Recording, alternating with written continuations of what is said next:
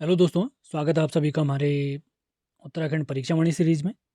ये सीरीज़ हमारे यूट्यूब और ऐप दोनों पर चल रही है। यूट्यूब पर ये सीरीज़ आपको दिसंबर माह तक समाप्त मिलेगी, जबकि ऐप पर ये सीरीज़ आपको सितंबर तक समाप्त मिल चुकी है। ये सीरीज़ हमने 22 जुलाई को स्टार्ट की थी। 2 माह में ये सीरीज़ हमने समाप्त कर दी। ऑनलाइन बेस से आप अगर परीक्षा वाणी के बेस से जुड़ते हैं हमारी ऐप उत्तराखंड 360 के माध्यम से, तो आपको 2 माह के अंदर सारे वीडियो मिल रहे हैं और PDF नोट्स भी मिल रहे हैं, जो आगामी सभी भर्ती परीक्षाओं के लिए मोस्ट इंपॉर्टेंट सीरीज़ है। वीडियो आपको दिख रही होंगी यूट्यूब पर भी, आप समझ चुके होंगे कितनी मेहनत के साथ वीडियो बनाई गई है। तो बिना टाइम वेस्ट किए हुए आज देखते हैं नया चैप्टर। तो ये हाईलाइटेड पोर्शन जो आप देख रहे हैं वो हमारा समाप्त हो चुका है। ये जनजातियों वाला चैप्टर भी हम समाप्त कर चुके हैं। आज जो हम चैप्टर देखने वाले हैं वो है मिट्टी, कृषि, पशुपालन और सिंचाई। इसके बाद हम देखेंगे वन वाला चैप्टर और उसके बाद हम देखेंगे परिवहन। मतलब आज के लेक्चर के बाद हमारा बस 2 ही लेक्चर बचने वाले हैं, तो हमारी सीरीज़ समाप्त हो जाएगी। तो मैंने बता चुका हूँ 22 जुलाई 2024 को ये सीरीज़ स्टार्ट हुई थी और 30 सितंबर से पहले ये सीरीज़ समाप्त हो जाएगी। वैसे हमने कहा था कि 2.5 महीने इसमें लगेंगे, लेकिन 2 महीने के अंदर ही हम इसको समाप्त करके दे रहे हैं आपको। तो स्टार्ट करते हैं। उत्तराखंड मिट्टी, कृषि, पशुपालन और सिंचाई। तो भारतीय जो मृदा संस्थान रिलेटेड है, कृषि संस्थान जो हमारा है, वो मिट्टी को 8 भागों में बांटता है। तो उत्तराखंड की मिट्टी जो आती है वनीय पर्वतीय मिट्टी के अंतर्गत आती है। मृदा के जो नोट्स मैं इसमें डालूंगा, तो भारतीय मृदा के नोट्स भी मैं उसमें डाल दूंगा ऐप में। तो वहाँ भारतीय मृदा के बारे में भी आप डिटेल में पढ़ लेना। तो उत्तराखंड की जो मिट्टी है वो है वनीय या पर्वतीय प्रकार की। पर्वतीय प्रकार की जो मिट्टी होती है उसका पीएच होता है 5.6 से 6.5। जो पर्वतीय मिट्टी होती है उसमें चूना और फास्फोरस की कमी होती है और जीवाश्म की अधिकता होती है। राज्य में पाई जाने वाली मृदाओं का अब हम करते हैं वर्गीकरण। सबसे पहले आती है तराई मृदा, जो दून से उधमसिंह नगर तक पाई जाती है। गन्ने व धान के लिए अत्यावश्यक है। इसमें नाइट्रोजन और फास्फोरस की कमी रहती है। इसके बाद आता है भाबरी मिट्टी, भाबर मृदा, जो कि तराई और शिवालिक में पाई जाती है। कंकड़ पत्थर आदि से निर्मित होती है और अनुपयुक्त है ये। अगली आती है टर्शरी मृदा, जो कि शिवालिक पहाड़ी व दून घाटी में पाई जाती है। वनस्पति और जैव पदार्थों की इसमें कमी रहती है। इसके बाद आती है क्वार्ट्ज मृदा, वेरी इंपॉर्टेंट, भीमताल में पाई जाती है। कृषि हेतु अनुपजाऊ मिट्टी है। उसके बाद आता है ज्वालामुखी मिट्टी, आग्नेय चट्टानों के टूटने से बनी है। क्षेत्र की बात करूँ तो इसका क्षेत्र है भीमताल, कृषि हेतु ये उपयुक्त है। उसके बाद आती है डोमट मिट्टी, जो शिवालिक के निचले ढाल पर पाई जाती है, जिसमें चूना, लौह अंश और जैव पदार्थ उचित मात्रा में मौजूद रहते हैं। उसके बाद है लाल मिट्टी, जो पहाड़ों की ढाल में मौजूद रहती है। आगे बढ़ते हैं। राज्य में भू सुधार या भूमि प्रबंधन, बेसिक आइडिया यहाँ पर ले लेते हैं। 1812 में गोरखाओं द्वारा पहला भू प्रबंधन किया गया था।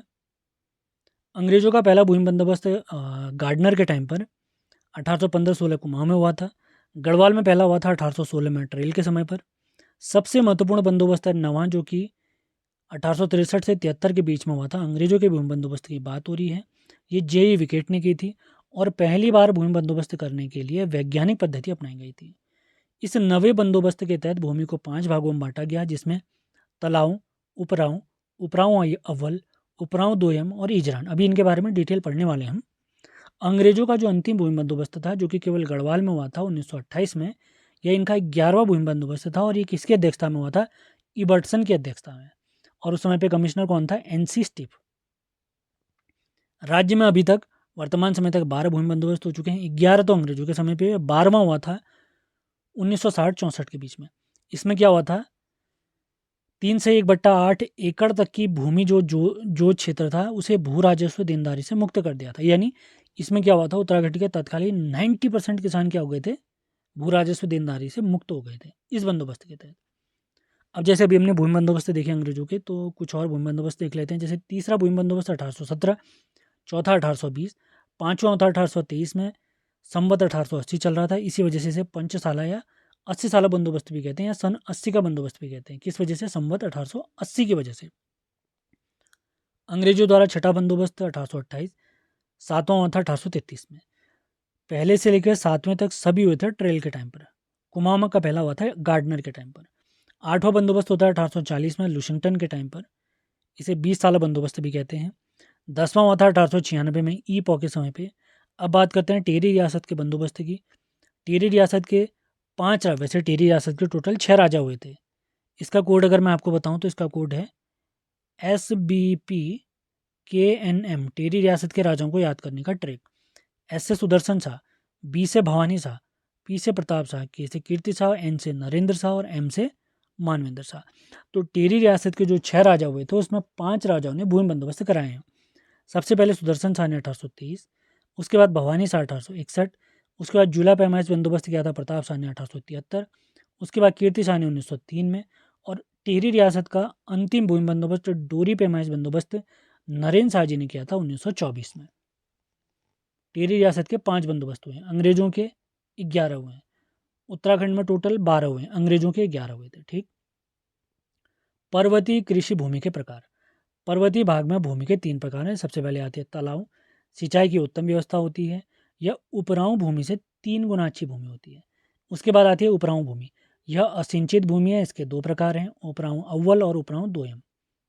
उपराऊ अव्वल जो है उपराऊ दोयम से 1.5 गुना अच्छी है, और उपराऊ दोयम जो है इजरान से 2 गुना उत्तम है। और तीसरे नंबर की आती है इजरान। वनों के बीच की पथरीली भूमि को इजरान कहते हैं। तो दोयम हमारी क्या है, इजरान से 2 गुना बेस्ट है। उपराऊ अव्वल क्या है, दोयम से 1.5 गुना अच्छी है, और उपराऊ का क्या है, इससे 3 गुना बेहतर है हमारी तलाऊ भूमि। ये आपने ध्यान रखना है, डायरेक्ट सवाल बन सकता है। खेती के प्रकार की बात करते हैं। राज्य में 13.97% भाग पर खेती की जाती है। खेती के जो प्रकार हैं, सबसे पहले समूच खेती, यह नमी को सुरक्षित करती है और भूख क्षरण यानी जो अपरदन होता है उसको कम करती है। पहाड़ी ढालों के विपरीत की जाती है और इसे कंटूर फार्मिंग भी कहते हैं। अगली आते है सीढ़ीदार खेती, अधिक ढालू भूमि पर की जाती है। उसके बाद है स्थानांतरण खेती, इसे झूमिंग खेती भी कहा जाता है। अब बात करते हैं फलोत्पादन की। रबी की जो प्रमुख फसलें हैं यहाँ पर अगर बात करें तो गेहूँ, चना, जौ, मटर, मसूर, सरसों, आलू। बुआई अक्टूबर से नवंबर के बीच और कटाई होती है मार्च से अप्रैल के बीच। गर्मी के समय पर आते हैं खरीफ की फसल, जिसमें आते हैं चावल, मडुआ, मक्का, झंगोरा, तिल, उड़द, मूंग, बाजरा, राजमा, चौलाई और कोहणी। बुआई का समय इनका रहता है मई से जुलाई, और कटाई का समय रहता है सितंबर से अक्टूबर के बीच में। अब राज्य की प्रमुख फसलों में अगर देखें तो नंबर 1 पे आती है गेहूँ। प्रतिशत मैंने लिखा नहीं क्योंकि ये प्रतिशत चेंज होता रहता है, तो प्रतिशत आपने याद नहीं करने हैं। दूसरे नंबर पे सर्वाधिक उगाई जाने वाली फसल है चावल, और तीसरे नंबर पे आती है हमारा गन्ना। इसका परसेंटेज आपने लेटेस्ट आपके एग्जाम से पहले ही अपडेट करना है। क्रम से 3 फसलें जो है हमारे सबसे ज़्यादा उगाई जाती है गेहूँ, दूसरे नंबर पे है चावल और तीसरे नंबर पे है गन्ना। सर्वाधिक गन्ना उत्पादन होता है उधम सिंह नगर में। मडवा, जिसे कोदो भी कहते हैं, जापान को निर्यात किया जाता है। अल्मोड़ा के किशन चंद जोशी ने विश्व का सबसे ऊंचा मिर्च का पौधा उगाया, जो कि 6.6 मीटर या 21.64 फीट का था। प्रमुख लीची उत्पादक की बात करें तो देहरादून। राज्य में उत्पादित सेब दिल्ली में न्यूजीलैंड ब्रांड नेम से व अन्य राज्यों में हिमाचली सेब नाम से बेचा जाता है, और मैक्सिमम सेब हमारे प्यारे उत्तराखंड में कहाँ होते हैं, उत्तरकाशी में। राज्य की प्रथम चीनी मिल की बात करें तो काशीपुर चीनी मिल राज्य की प्रथम चीनी मिल है। कब की है, 1936 की, 1936 की। अब बात करते हैं औषधि एवं अन्य फसलों के बारे में। इनके बारे में डिटेल जानकारी हम 1 वाले चैप्टर में करेंगे, जो कि हमारा अगला लेक्चर होने वाला है। बेलाडोना सबसे पहले देखते हैं, राज्य में उत्पादित प्रथम औषधि पौधा, ये कुमाऊं में लगाया गया था 1903 में। जेट्रोपा, इसे बायोडीजल का निर्माण किया जाता है। जिरेनियम, यह अफ्रीकी मूल का पौधा है जिरेनियम, इसका वानस्पतिक नाम है पेलरगोनियम ग्रेवियोलेंस। अब बात करते हैं महत्वपूर्ण तथ्यों से रिलेटेड। सबसे पहला, उत्तराखंड स्टेट सीड सर्टिफिकेशन अभिकरण की स्थापना 14 मार्च 2001।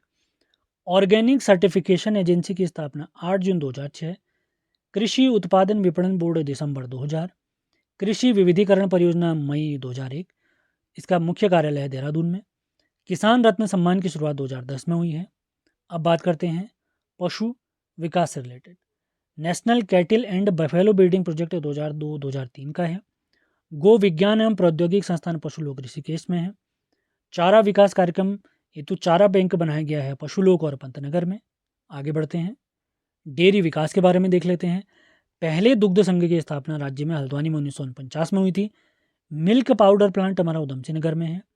डेयरी शोध एवं विकास केंद्र नैनीताल में है। दुग्ध उत्पाद हेतु जो हमारा फेमस ब्रांड है वो आंचल ब्रांड है। अगला पॉइंट, गंगा गाय महिला डेयरी योजना 2014-15 की है, जबकि समन्वित डेयरी विकास परियोजना 2000-2023 2003 की है, 2002-2003 की है। आगे बढ़ते हैं, भेड़ एवं ऊन विकास से रिलेटेड देख लेते हैं। ऊन विश्लेषण प्रयोगशाला वसुलोक में है। ऊन श्रेणीकरण एवं क्रय विक्रय केंद्र मुनि की रेती में है। अगला पॉइंट, एकीकृत ऊन विकास कार्यक्रम हमारा 2004-2005 का है। ऊन विकास भेड़ विकास के तहत अगर हम देखें तो 5 अंगोरा बकरी का प्रजनन केंद्र बनाया गया है ग्वालदम चमोली में सबसे पहला, उसके बाद कोपड़धार टेरी में, उसके बाद लमगड़ा अल्मोड़ा में, ताड़ीखेत अल्मोड़ा में और चंपावत में। राज्य में उत्पादित जो रेशम है उनकी अलग अलग प्रजातियां कौन कौन सी हैं? मलवरी, टसर, मूंगा और एरी। याद रखेंगे, सारे पॉइंट महत्वपूर्ण हैं। अब महत्वपूर्ण नोट्स की तरफ हम आगे बढ़ते हैं। भारतीय कृषि अनुसंधान परिषद ने अभी थोड़ी देर पहले चैप्टर की स्टार्टिंग में ही मैंने आपको बताया है, तो भारतीय कृषि अनुसंधान परिषद ने देश की मृदा को 8 भागों में बांटा है। गांव के समीप की भूमि को घरिया, गांव के मध्य की भूमि को बिचलिया और वनों से लगी भूमि को बुढ़िया कहा जाता है। गठन से पूर्व राज्य में कुल सक्रिय जोतें थी 9.26 लाख। अब ये 3.5% घटकर कितनी हो गई? 8.81 लाख हो गई हैं। अब बात करते हैं चाय के बारे में। इसके उत्पादन के लिए आर्द्र और उष्ण जलवायु की आवश्यकता है। वर्षा की बात करें तो 200 से 250 सेंटीमीटर की वर्षा हमें चाहिए। इसके क्षेत्र की बात करें तो मध्य हिमालय से शिवालिक के बीच का क्षेत्र इसमें आता है। पहली बार चाय उत्पादन 1830 में किया गया राज्य में। गडौली पौड़ी में चाय फैक्ट्री की स्थापना 1843 में की गई। चाय विकास बोर्ड का गठन हुआ है 11 फरवरी 2004। चाय विकास बोर्ड द्वारा स्थापित चाय फैक्ट्री हैं चंपावत, नौटी, हरिनगरी, गड़ूर बागेश्वर में, घोड़ाखाल नैनीताल में, कौसानी बागेश्वर में। कौसानी वाली जो चाय फैक्ट्री बनी है वो निजी सहयोग से बनी है, प्राइवेट कंपनी के माध्यम से बनी है। अगले फैक्ट की तरफ बढ़ते हैं। जैविक कृषि एक्ट अपनाने वाला या बनाने वाला प्रथम राज्य उत्तराखंड 2019। कृषि भूमि को पट्टे पर देने वाला पहला राज्य भी है उत्तराखंड। अब बात करते हैं कृषि उत्पादन विपणन बोर्ड की। इसका गठन दिसंबर 2000 में हुआ है। किसानों को उपज का न्यायोचित मूल्य दिलाने के लिए इसकी शुरुआत की गई। बोर्ड द्वारा संचालित जो प्रमुख योजना है वो व्यक्तिगत दुर्घटना सहायता योजना। इस योजना के तहत अधिसूचित किसानों को अगर मृत्यु हो जाती है मदद के तौर पर उनको 1 लाख रुपए और शारीरिक क्षति अगर होती है तो 3,000 से 60,000 रुपये की मदद की जाएगी। योजना का नाम क्या है? व्यक्तिगत दुर्घटना सहायता योजना। किसने स्टार्ट करा है? कृषि उत्पादन विपणन बोर्ड द्वारा। किसके लिए? जो अधिसूचित शेड्यूल इनके किसान होंगे उनकी लिस्ट इनके पास होगी। और लास्ट पॉइंट देखते हैं आज का। उत्तराखंड में जड़ी बूटियों की 500 से अधिक किस्में पाई जाती हैं। इसी के साथ जड़ी बूटियों और वन संबंधी डिटेल जानकारी वन वाले चैप्टर में हम देखेंगे। इसी के साथ आज का सेशन हमारा समाप्त होता है। सेशन यूट्यूब पर देख रहे हैं तो इसे लाइक और शेयर ज़रूर करें। तो मिलते हैं अगले लेक्चर में। धन्यवाद।